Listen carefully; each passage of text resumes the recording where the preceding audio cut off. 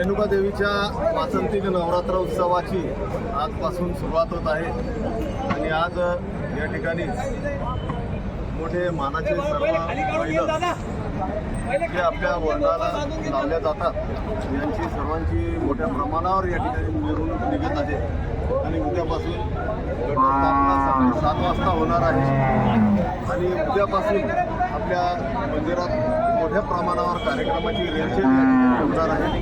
त्यामध्ये आपण यावर्षी त्रिदिवसीय कीर्तन सोहळा जो नारी शक्तीचा जागर आणि रेणुका मातेचा जागर या बॅनरखाली आपण या ठिकाणी चिखली शहरामध्ये हा मोठ्या भव्य प्रमाणावर हा कार्यक्रम या ठिकाणी घेणार आहोत आणि 3 दिवसामध्ये मोठ्या चांगल्या कीर्तनकारांची राणीताई जवळ पूजाताई म्हणजे अनेक नामवंत कीर्तनकारांची कीर्तनं या ठिकाणी आपण घेणार आहोत। त्याचं ठिकाण जे आहे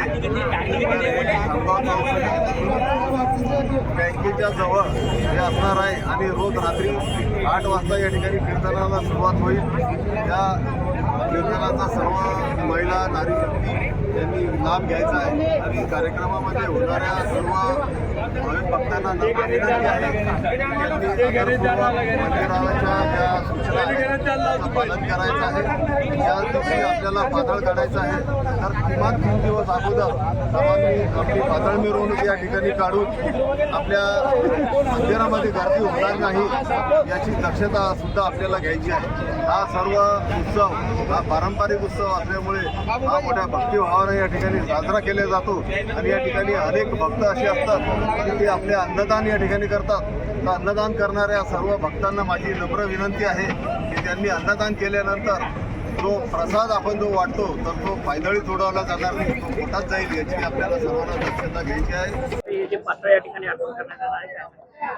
आपल्या श्री रेणुका माता आराध्य दैवताची यात्रा आजपासून तशी सुरुवात होत आहे आणि शेतकऱ्यांशिवाय आणि बैलांशिवाय कोणतंच या भारतातलं मंगल प्रसंगी कार्य पूर्ण होऊ शकत नाही।